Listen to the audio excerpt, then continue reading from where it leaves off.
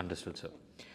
Sir दुसरी जी भीती, कारण की हे खूप ऐकण्यात येतं की जर का शस्त्रक्रिया होणार असेल तर त्याच्यानंतर इन्फेक्शन होण्याचे चान्सेस खूप हो, जास्त असतात. हो, सो ही पण लोकांच्या मनात हो. खूप भीती असते, मला काही इन्फेक्शन झालं तर नक्कीच, काय. तर नक्कीच. ह्याच्याबद्दल तुम्ही काय सांगाल?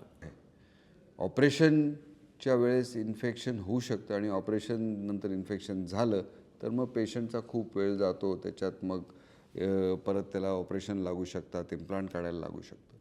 तर हे होऊ नये ह्याच्यासाठी आम्ही खूप बारकाईने त्याचं प्लॅनिंग करतो.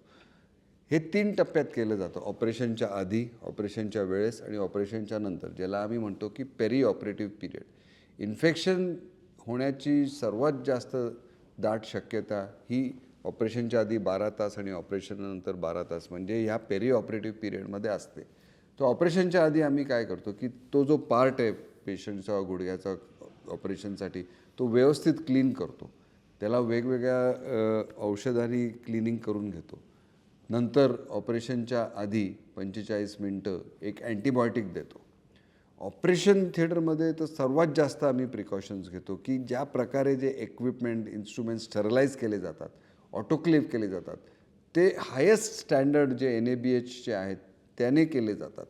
त्याच्यासाठी काही त्यांचे मॉनिटर्स असतात की ते आम्ही त्या सायन्स त्या चेक करून ते बघतो की ते ऑटोक्लेव्ह झालेत की नाही. त्याचबरोबर ऑपरेशन थिएटरमध्ये एक लॅमिनर एअरफ्लो नावाचं एक इक्विपमेंट आहे. लॅमिनर एअरफ्लो म्हणजे काय? It is a air filtration plant. जी हवा आहे आता, ती हवेत खूप बॅक्टेरिया आहेत आणि बॅक्टेरियाचे सायझेस जनरली 0.3 मायक्रॉन्सपेक्षा जास्त असतात. तर लॅमिनर एअरफ्लो काय करतं की हे जे हवा आहे ती 0.3 मायक्रॉन्समध्ये फिल्टर करतं आणि त्यामुळे जे काही हवेत जंतू आहेत, बॅक्टेरिया आहेत, ते पूर्णपणे फिल्टर होतात आणि ऑपरेशनच्या एरियामध्ये ते बिलकुल येत नाही आणि त्यामुळे ऑपरेशनच्या वेळेस होणारे लॉजिंग ऑफ इन्फेक्शन किंवा इन्फेक्शन होण्याची भीती जवळजवळ टाळली जाते. ऑपरेशननंतर जे ड्रेसिंग आम्ही करतो ते अत्यंत काळजीपूर्वक ऑपरेशन थिएटरमध्येच करतो आणि ते जवळजवळ 2 आठवडे आम्ही ते उघडत पण नाही.